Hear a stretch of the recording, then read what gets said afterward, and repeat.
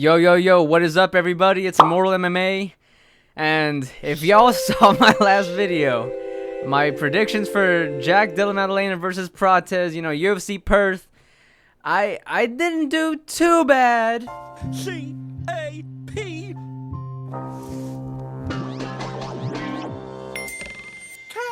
But the main prediction I got wrong. I'm gonna lay out a generational cope, okay? I'm gonna lay out a generational cope in a bit here, but you'll have to wait until the end of the video for that. For now, I'm gonna have to go through all of the fights beforehand. Again, I didn't do too bad. I went 8-5, which is not that's not too bad. That's not too bad for my first prediction ever. My first video ever on my channel. I'm gonna say it's not that bad. But with that being said, the first one I got wrong was Don Marfan versus Cody Steele, okay? Look. I thought Don Marfan was going to be able to, get out of those, takedown attempts, all of that. And then he was going to be able to, clinch up, over time, do more damage to Cody Steele with the strikes. But Cody Steele did an amazing job.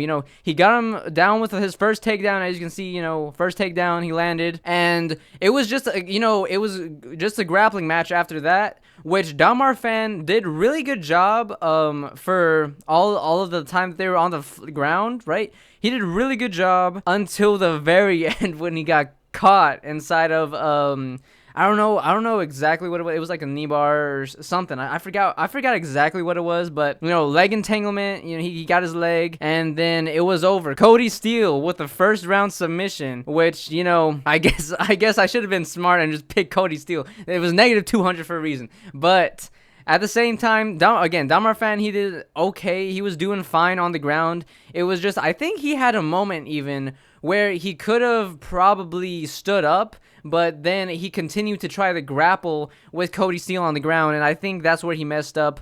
I might just be imagining that, but I'm pretty sure that he had a moment where he could have gotten up. He had the advantageous position, but he chose to continue grappling with Cody Steele, which led to his leg getting caught. So, good job for Cody Steele.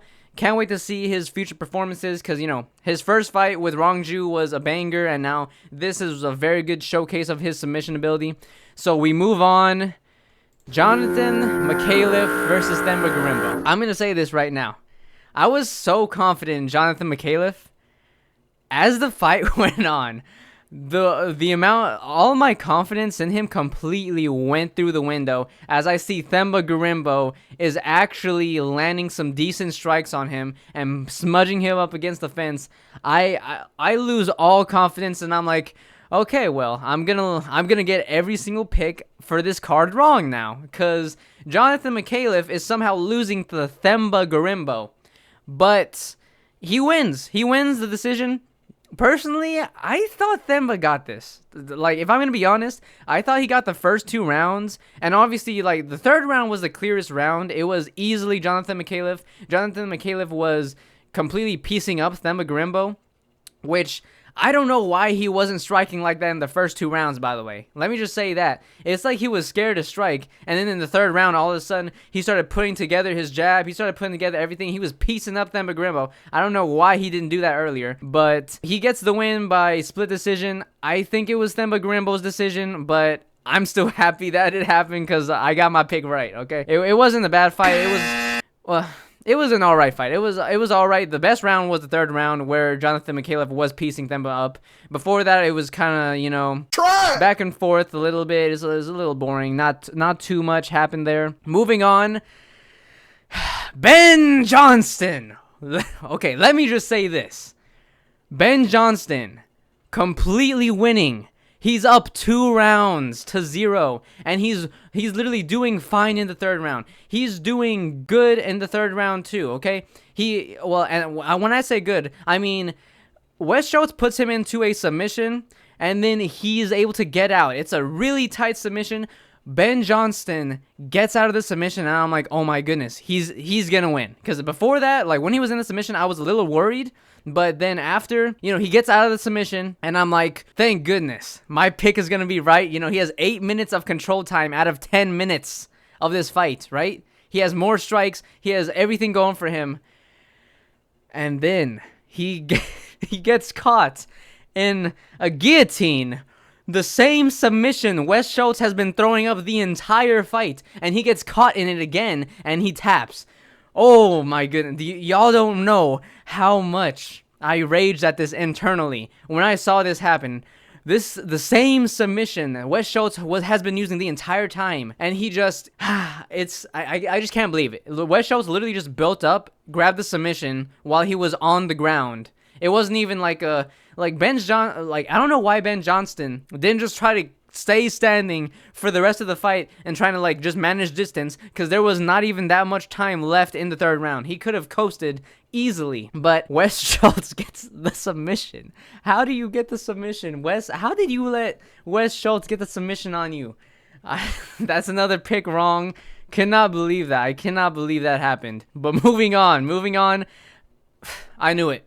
Colby Thickness destroys Vince Morales. Whoa, now. You got too much dip on your chip. Colby Thickness, he did his grappling super good in the first round. I loved it. And then striking, it was really close, but I believe I gave Colby the second round and then Vince the third round. Because in the third round, Vince dropped Colby, and he was hitting him good in the third round. But the first two, I give to Colby Thickness, and as I said, Colby Thickness wins decision. Vince Morales, I was just not gonna pick him. He's on a 3-fight losing streak in the UFC as he gets back into it, and going into this fight. So I could not pick him, and I'm glad I didn't, because my boy Colby got this done. So pretty back and forth fight, pretty close fight, but Colby gets it done. First 2 rounds. Moving on, I'm just gonna say this: Jacob Malkoun, you are an 1100 favorite against Gerald Meerschaert. Gerald Meerschaert, GM3, comes in there and he almost submits Jacob Malkoun. You cannot make this up. Jacob Malkoun, who completely destroyed Torres Finney in his the last fight, completely piecing him up, goes out there and is afraid to strike with Gerald Meerschaert or something. He was literally standing right in front of him, and every now and then just jab, maybe straight, and that was it. He didn't even go. He didn't go for the finish on the feet. He didn't go for any of that. He let's talk about it. First round, Gerald Meerschaert gets it on the ground, stalls it out the entire time. Not much happened. It was just him keeping Jacob down. Second round, Jacob outstrikes him. Not it wasn't crazy. And let me say this. Michael Bisping, look, I know you got one eye, so I can't hold it against you completely. But this dude, the entire time, was talking about Gerald Meerschaert. He's wobbly. If he stays on the feet, he's gonna get knocked out. Gerald Meerschaert was not hurt that bad. He was not hurt that bad, okay? I see, literally anytime Jacob Malkoun lands like a hook, Gerald Meerschaert eats it. He literally looks completely fine. Oh my, if he stays on the feet, he's gonna get knocked out. I can't take it seriously. Gerald, he got rocked. He got rocked a few times in the fight. It was never to the point where, oh my god, he's gonna get finished. No, he was never that wobbly to where he was gonna get finished. No, that was not happening. But anyways, Jacob Malkoun then goes into the third round. He wins on the striking, and then, in the last moment, he, literally almost gets caught in a guillotine by Gerald Meerschaert, and it's literally so close. You can see Jacob's head turning red, and it's literally, he literally puts himself into the submission, and it's you're a negative 1100 favorite, and you made it this close with Gerald Meerschaert, as he is now. Jacob Malkoun. Come on now. We move on. Junior Tafa. Thank goodness you did not succumb to the leg kicks. Oh my god, when I saw that he started getting leg kicked and it started taking effect on him, I was about to crash out. I was like, there's no way. How did I get this wrong? But he finds the chin of Kevin Christian eventually, TKOs him. Well, no, he KOs him. He knocks him out cold, drops him, starts elbowing his face into the canvas. He's out. He's gone. Junior Tafa, glad I chose you. I knew this was one he could win. Because again, the grappling for Kevin Christian, I just didn't see it there. I didn't see him as like this crazy grappler who was gonna take down Junior Tafa. He almost, he did some good work with the calf kicks, but Junior was able to get the knockout, of course. And another one I get right. Glad for choosing Junior Tafa. Moving on. Cam Ralston gets it done. Really good performance. Like, really good performance. He completely destroyed Robert Brychek, which, again, I was trying to put this in as like a sneaky little prediction. Like, hey, if he gets this, I'm going to look like a genius. He did not get it. Robert Brychek did not get it. He got completely outstruck on the feet. He got taken down and outstruck on the ground. He was completely destroyed. Cam Ralston didn't get the finish, but I mean, Robert Brychek did really good with the positions, not allowing himself to get finished. So I'm not gonna hold that against Cam Ralston. Like, Cam Ralston completely destroyed him. Really good performance. Another one I get wrong, but really fun fight to watch. Really great performance by Cam Ralston. Can't wait to see him as he moves up in the division. He's on a nice little win streak right now, so can't wait to see what he does next. Moving on past the prelims to the main card. Tai Tuivasa.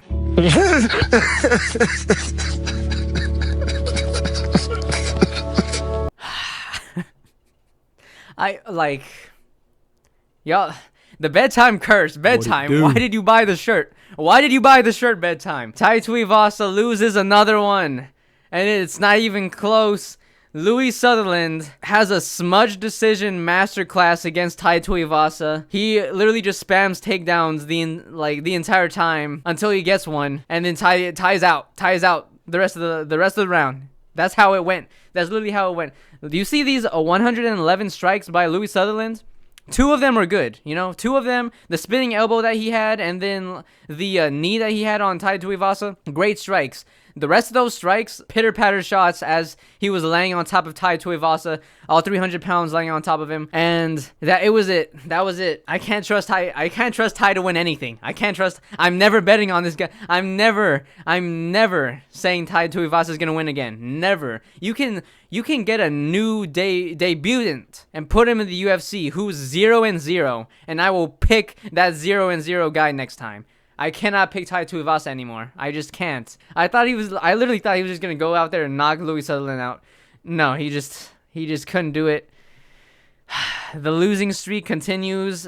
Tony 2.0 continues, but we move on. Shamil the Blob Gaziev. Yeah, Brando Pericic. Oh my, these 100 strikes, all of them were heavy. There's not a single one that was not heavy. Brando Pericic had a crazy performance against Shamil, and Shamil, oh my goodness, his chin, it lasted so much longer than I thought, because Brando Pericic literally just boom, boom, boom. It's crazy, one shot after another, just straight on the chin of Shamil Gaziev, straight on the nose and the chin of Shamil Gaziev, and Shamil's literally eating it. And I'm thinking, oh my goodness, he's going to get finished in the first round. And then all of a sudden, Shamil, boom, hits him with a hook or something. I forgot what it was. It was like a hook or an overhand. But he stuns Brando Pericic. And then it literally becomes a back and forth. And I'm like, what is happening? How is Shamil still standing?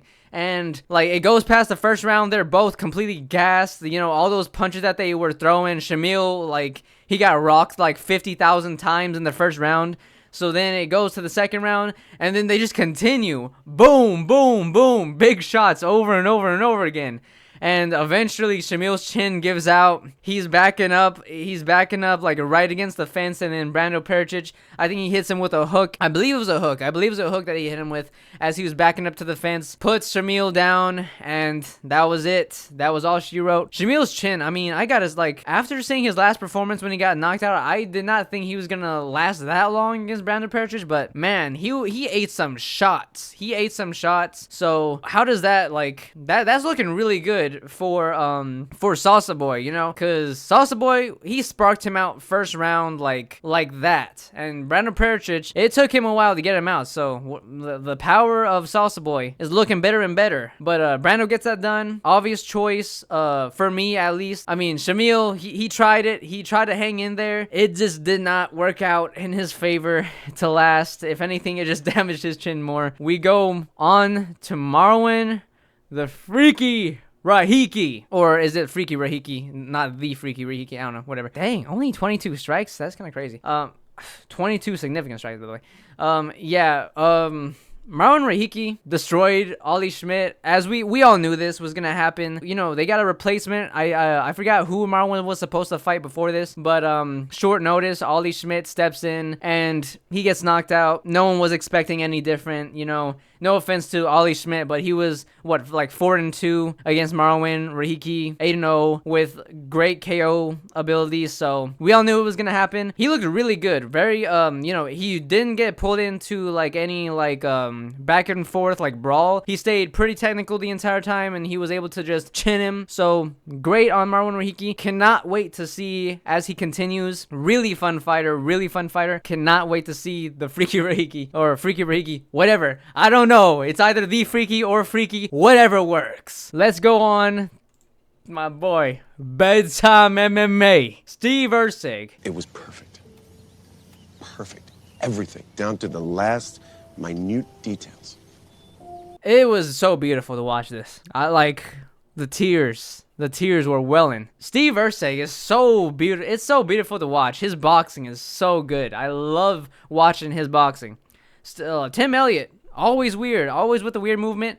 But like I said, Steve Erceg, he has the cleaner striking, better boxing. He was able to piece up Tim Elliott. You know, first round it was hairy. Tim Elliott won that. He was making it a little weird, but then Steve Erceg started getting reads on Tim Elliott. He's starting to piece him up, hitting him with a lot of shots, evading a lot of shots. And even when Tim Elliott would land, Steve Erceg was still keeping his guard up. You know, he was still like blocking it, so it wasn't like completely affecting him to the furthest ability. Beautiful, beautiful performance by Steve Erceg. Love the boxing. Now, you know, he took Tim Elliott's ranking, so I really want to see what he gets next in the UFC. Obviously, I want it to be a step up for him, but not too much. You know, don't put him in like the top 5 or something. But he did really good with his performance. Just love Steve Erceg's style. Love watching him. Cannot wait to see what Bedtime MMA does next time. You already know, guys. You already know.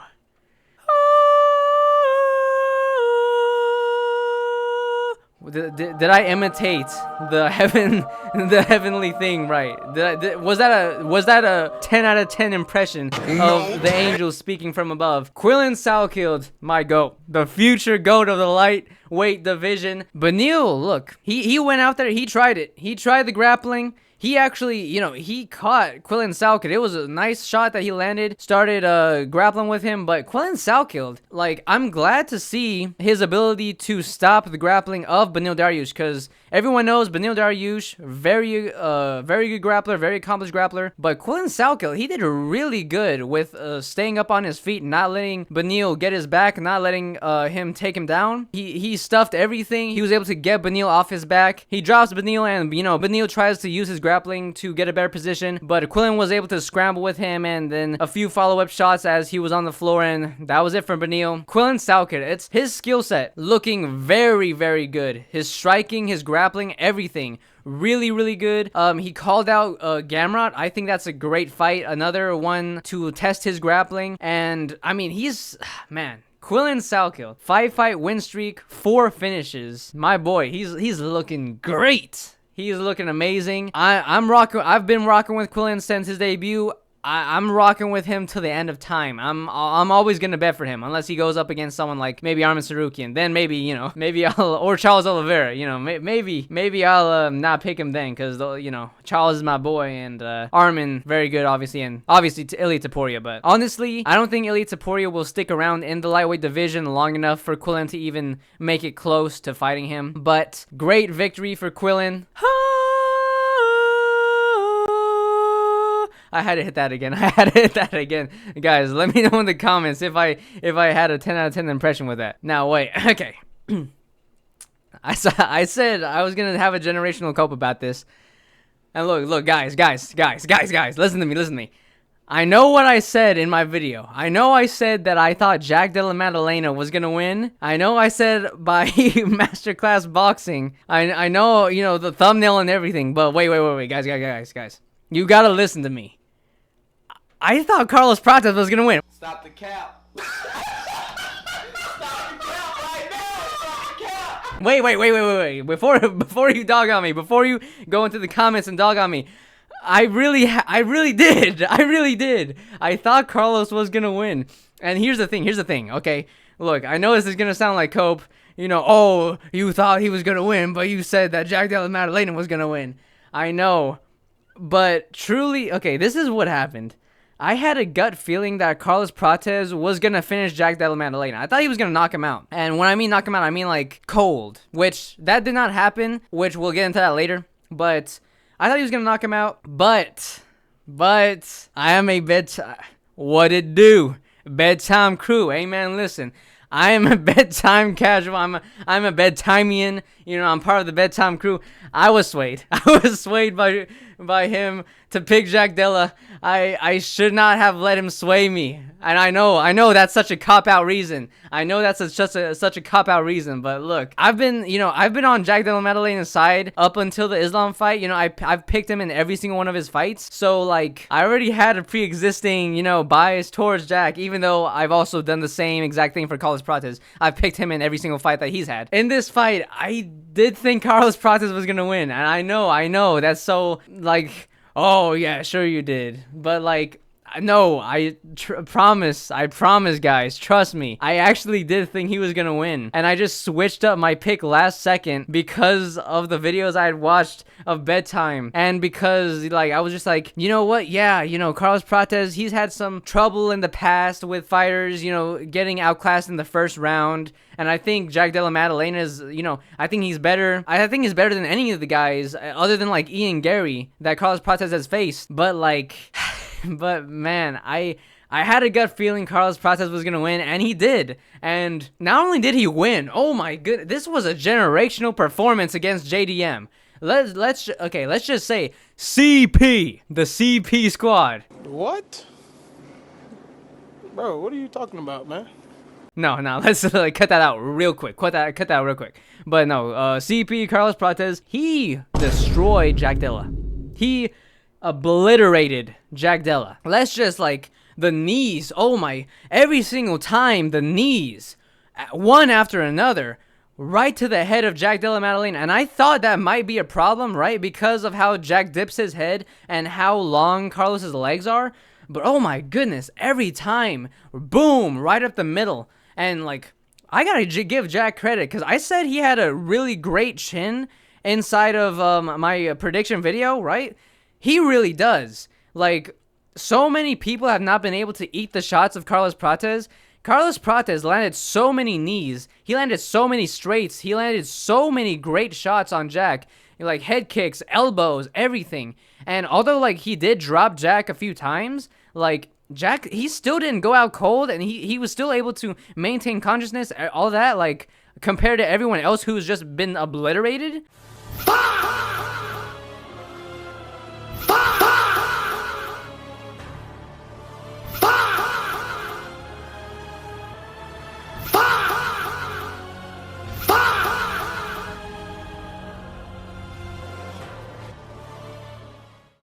But the leg kicks were what sealed his fate. The leg kicks, Jack, he just could not check any of them. And Carlos, his leg kicks were deadly. He hurt Jack really bad. You know, you could see second round, he goes to the stool and he's wincing in pain, and he's like, you know, my leg! You know, so his leg was cooked. He had to switch stances, and once he switched stances, you know, that gave Carlos even more opportunities because he is not as good in his switch stance. Carlos Prates, like, masterclass. Oh my god.